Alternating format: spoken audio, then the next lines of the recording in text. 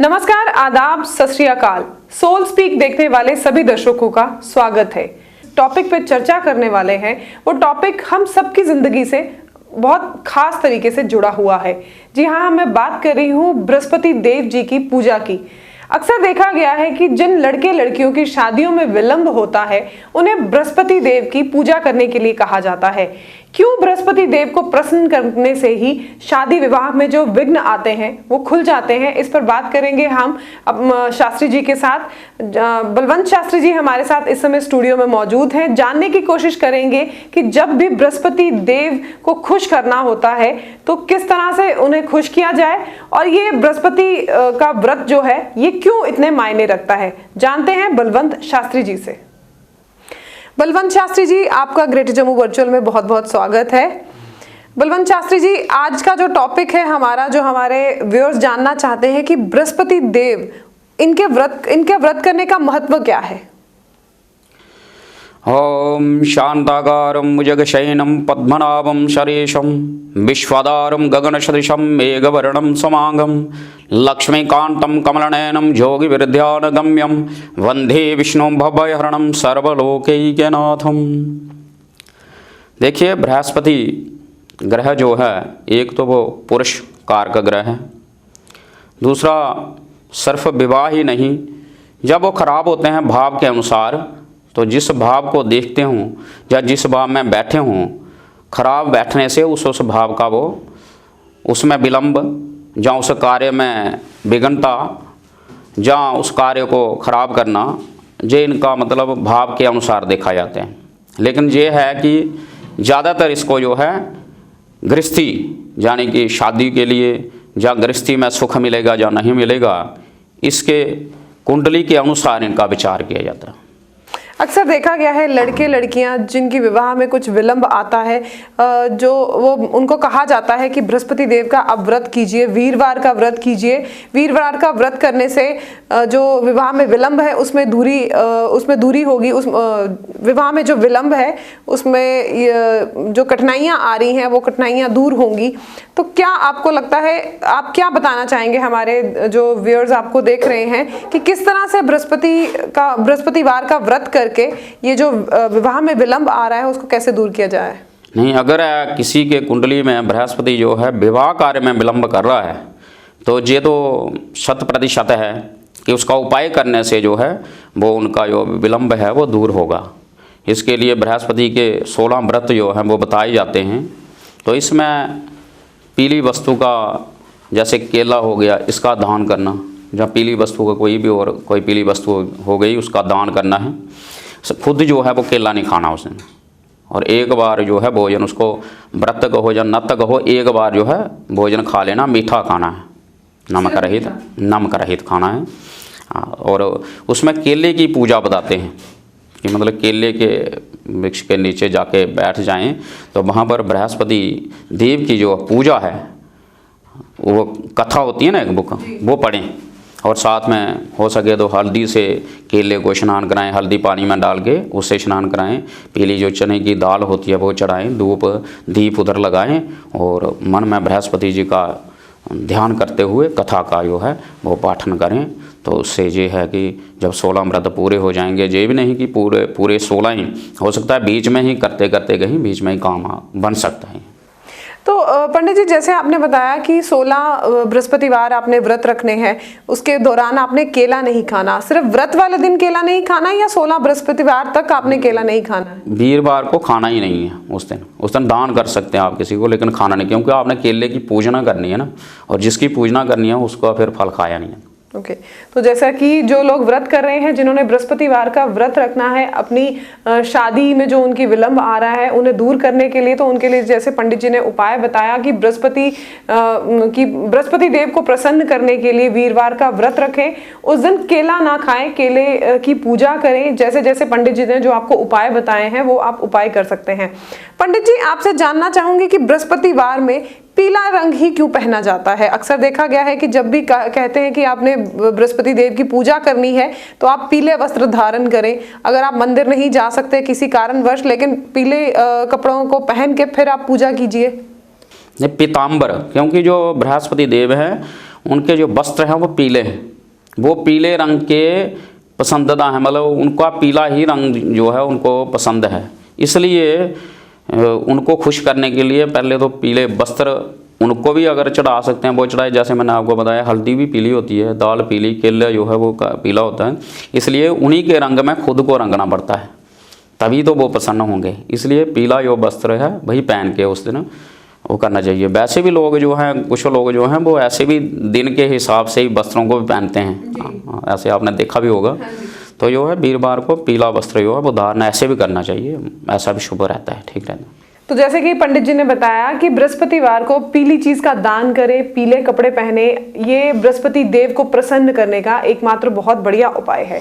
तो अब हम बढ़ते हैं अपनी राशियों की तरफ। हमारे दर्शकों को राशियों का अक्सर इंतजार रहता है कि हर हफ्ते की राशिफल क्या होगा, इस हफ्ते कैसे व्यतीत करें, क्या क्या करें और क्या ना करें, इसके बारे में जान लेते हैं बलवंत शास्त्री जी से। इन राशियों के बारे में जान लेते हैं। पहली मेष, वृषभ और मिथुन राशियां। सबसे पहले पंडित जी आपसे बात करेंगे मेष राशि की।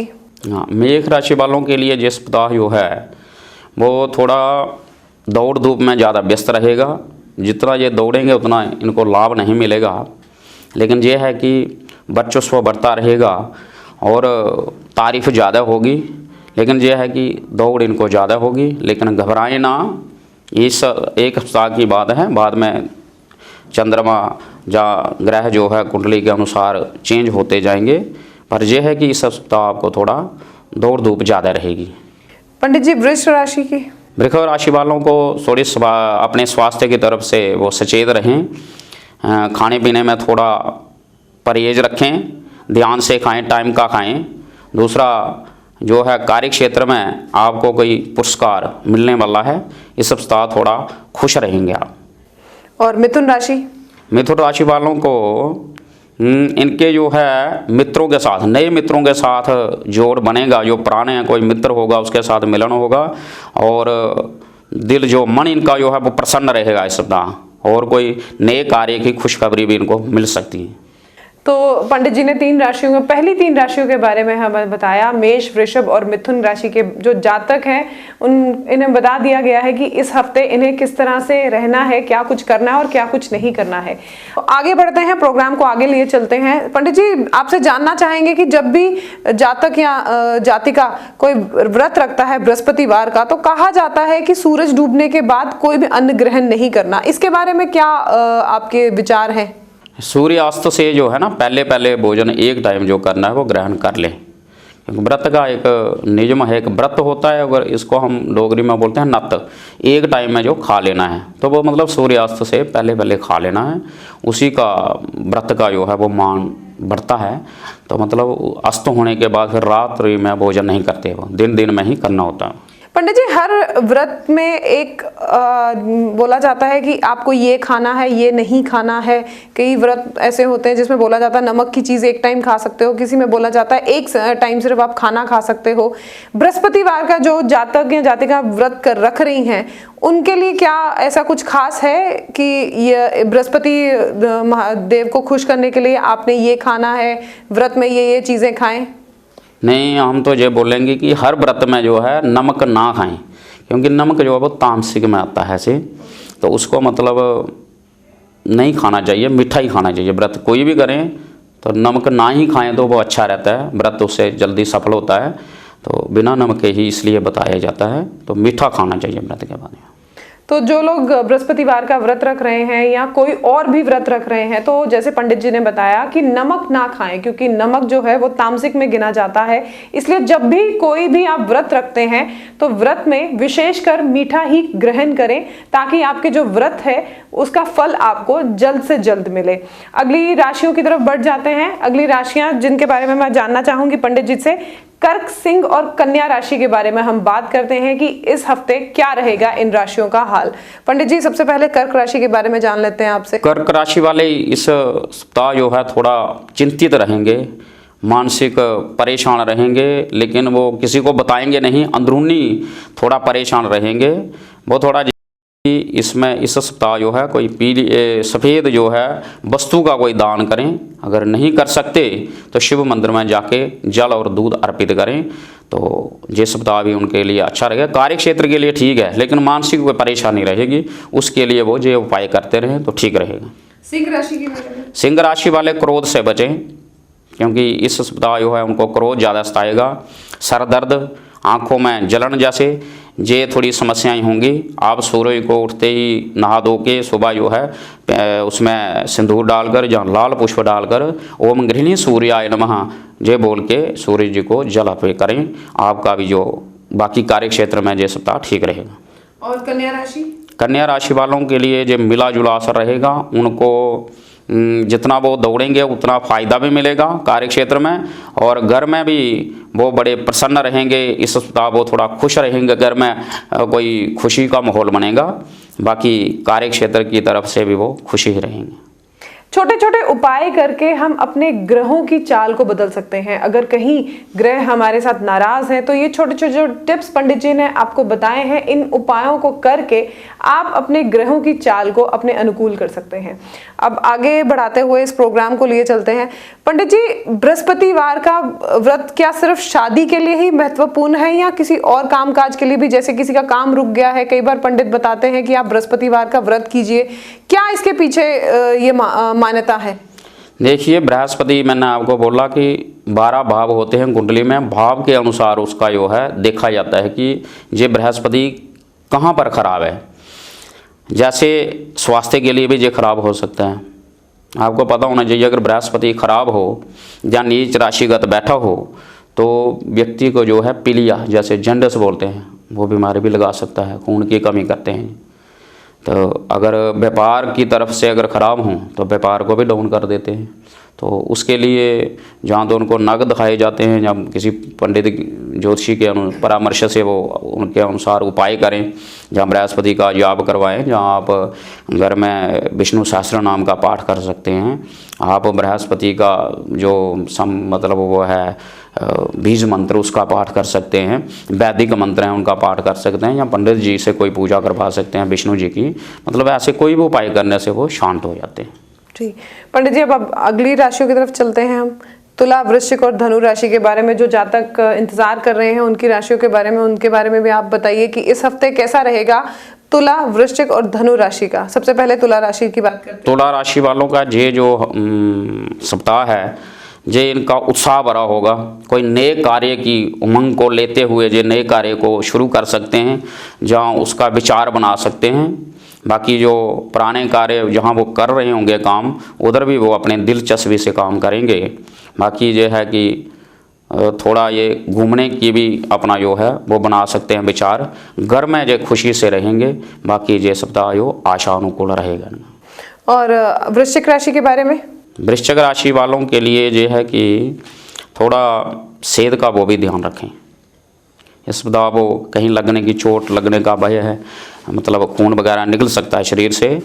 तो आप जो है हनुमान जी के मंदिर में जाकर हनुमान चालीसा का पाठ करें। अगर वो नहीं कर सकते तो जाकर हनुमान जी को एक लड्डू अर्पित करें, और पीला पुष्प, लाल पुष्प और पीला पुष्प, ये 2 पुष्प जो है उनके चरणों में चढ़ाएं।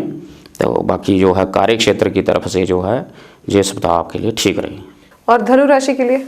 धनु राशि वालों के लिए विद्या की, मतलब विद्या के क्षेत्र में उनको लाभ मिलने का संकेत मिल रहा है कि अगर कोई पेपर शेपर भी दिए होंगे तो उसमें भी उनको अच्छे प्रसन्नता अनुकूल ही जो है अंक मिलेंगे।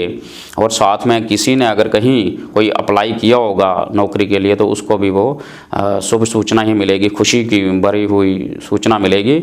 और साथ में घर में भी खुशी का माहौल बना रहेगा। तो जैसे कि बलवंत शास्त्री जी ने तुला, वृश्चिक और धनु राशि के बारे में बताया कि इस हफ्ते क्या रहेगा, इन राशियों का हाल कैसी होगी, इनके सितारों की चाल। आगे प्रश्न को बढ़ाते हुए ले चलते हैं। पंडित जी, आपसे जानना चाहूंगी, हमारे जो दर्शक आपको देख रहे हैं वो भी जानने के लिए उत्सुक हैं कि व्रत रखने के लिए तो विधि बताई जाती है, उद्यापन किस तरह से करें? जब भी हमारे 16 बृहस्पतिवार खत्म होते हैं तो उनके उद्यापन में क्या विधि होनी चाहिए, क्या क्या सामान हमें उद्यापन में रखना है, किस तरह से पूजा करनी है, उसके बारे में भी हमारे जो दर्शक आपको देख रहे हैं उन्हें थोड़ा सा ज्ञान दीजिए। देखिए, जब आपके 16 व्रत पूरे हो जाते हैं तो उनको करके स्टार में जब वीरवार आता है तो वहाँ जाके मंदिर में जाएं, पंडित जी के से कोई सामग्री की लिस्ट ले लें। तो ऐसी शार्ट में हम बता देते हैं, क्योंकि इसमें भी यही चाहिए आपको। 1-2 पीले वस्त्र ले जाने हैं, पीला ही धागा ले जाएं और हल्दी ले जाएं, और जो गांठ होती है हल्दी की वो भी ले जाएं चढ़ाने के लिए, और चने की दाल ले जाएं, पीली ही मिठाई, पीला फल ले जाएं, और इसके साथ में धूप, दीप और जो है टिक्का वगैरह और चावल थोड़े से, पीले पुष्प ले जाएं। उनसे ही पंडित जी जो है पूजा करवाएंगे। आत्म पूजा करने के बाद विष्णु जी की, बृहस्पति जो है उनकी पूजा की जाएगी, और जो सामग्री लाई होगी वो उनके यहाँ चरणों में अर्पित की जाएगी, और वो संकल्प करवाएंगे, संकल्प के अनुसार होगा। मतलब ये मैंने आपको संक्षिप्त में विधि बना दी, बाकी जो है वो पंडित जी के परामर्श से ही होगा, लेकिन यह है संक्षिप्त में यही सामान की जरूरत पड़ेगी। तो जो लोग हमें देख रहे हैं, पंडित जी को जो लोग सुन रहे हैं, उनके लिए कि किस तरह से उद्यापन करना है, आपने बृहस्पतिवार का व्रत का उसके बारे में संक्षिप्त में पंडित जी ने आपको बताया। अब अगली आखिर की 3 राशियों के बारे में जान लेते हैं पंडित जी से। पंडित जी, आखिर की 3 राशियां मकर, कुंभ और मीन राशि के बारे में आप बताएंगे कि इस हफ्ते कैसा रहेगा इनका ग्रह गोचर?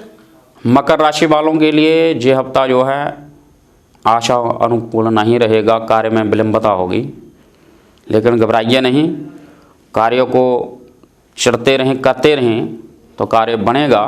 ये हो सकता है थोड़ी विलंब हो सकता है, इसके लिए आप शनि जी का ओम प्राम प्रीम प्रूम सा शनि नमः इस मंत्र का जाप करें। अगर मंत्र का जाप नहीं कर सकते तो घर से निकलते समय तेल में मुख देकर वो तेल जो है घर वाले जहाँ वो खुद जाके शनि मंदिर में चढ़ा दें, जहाँ शिव मंदिर में जो दीपक जलता है उसमें डाल दें तो ठीक रहेगा। अगली राशि पंडित जी मकर, कुंभ राशि। कुंभ राशि वालों के लिए जो है कार्य क्षेत्र में ठीक रहेगा, लेकिन स्वास्थ्य के लिए थोड़ा इनको आलस जैसा रहेगा इस सप्ताह। तो ये थोड़ी सूरज की पूजा करें और शनि के वस्तु का कोई दान करें, काली कोई वस्तु हो गई उसका दान करें, जहाँ किसी को जूते वगैरह दान करें। बाकी इस सप्ताह जो है ऐसे तो ठीक रहेगा, लेकिन स्वास्थ्य के प्रति ये सचेत रहें जी।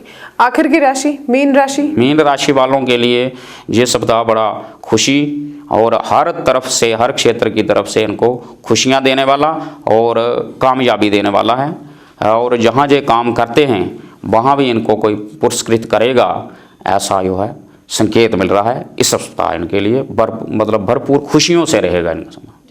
तो पंडित जी ने हमें आखिर की 3 राशियों के बारे में बताया कि इस हफ्ते इन 3 राशियों का किस तरह से रहेगी इनकी तारों की चाल, इसके बारे में पंडित जी ने हमें बताया।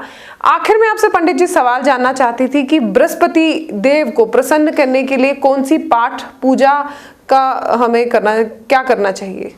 देखो, बृहस्पति की पूजा करने के लिए आपको विष्णु जी की पूजा सबसे ज़्यादा है, क्योंकि अब संक्षिप्त में आपको बता ही दूँ कि जैसे हम बोलते हैं गॉड इज़ वन, लेकिन सनातनी अनुसार जो है भगवान एक, तो मानना सब बोलते हैं ना भगवान एक ही है, लेकिन अगर गॉड का हम तोड़ के जिसको हम बोलते हैं संधि विच्छेद करें तो गॉड का मतलब होता है जी से जनरेटर, ओ से ऑपरेटर और डी से डिस्ट्रॉयर। तो मतलब पैदा करने वाला, पालन करने वाला और मारने वाला। तो ब्रह्मा जी का काम है सृष्टि की उत्पत्ति करना, विष्णु जी का काम है पालन करना। तो विष्णु जी ही बृहस्पति हैं, जो गुरु हैं, देवताओं के गुरु हैं, वो बृहस्पति हैं। क्योंकि जब भी कोई इस पृथ्वी पे संकट आया तो आपने सुना होगा विष्णु जी ने ही अवतार लिया, ब्रह्मा जी ने नहीं लिया, शिव जी ने नहीं लिया, विष्णु जी आता। क्योंकि पालन का जो सारा भार है वो विष्णु पर है, तो वही बृहस्पति हैं। हम कोई भी मोक्ष करते हैं, किसी भी व्रत का उद्यापन करते हैं, आप हमारा टॉपिक तो बृहस्पति पर चल रहा था, लेकिन हम एकादशी, पूर्णमासी आदि का किसी भी व्रत का उद्यापन करते हैं तो विष्णु जी के ही निमित्त किया जाता है, क्योंकि वही हमारे इस संसारिक संकटों को हरने वाले हैं। तो इसलिए बृहस्पति का बहुत बड़ा महत्व है, जो कि विष्णु का ही स्वरूप है। पंडित जी, इतनी जानकारी देने के लिए हमारे चैनल को और हमारे दर्शकों को जो आपको सुन रहे हैं, इतनी जानकारी देने के लिए धन्यवाद।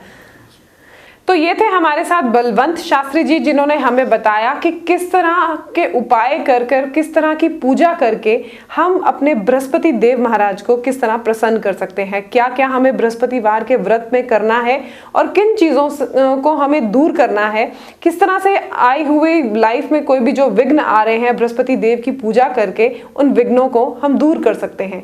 इसी तरह की और अपडेट्स के लिए आप जुड़े रहिए ग्रेट जम्मू वर्चुअल के लिए। हमारी वीडियो को लाइक, कमेंट और शेयर करना ना भूलें और चैनल को सब्सक्राइब करना ना भूलें।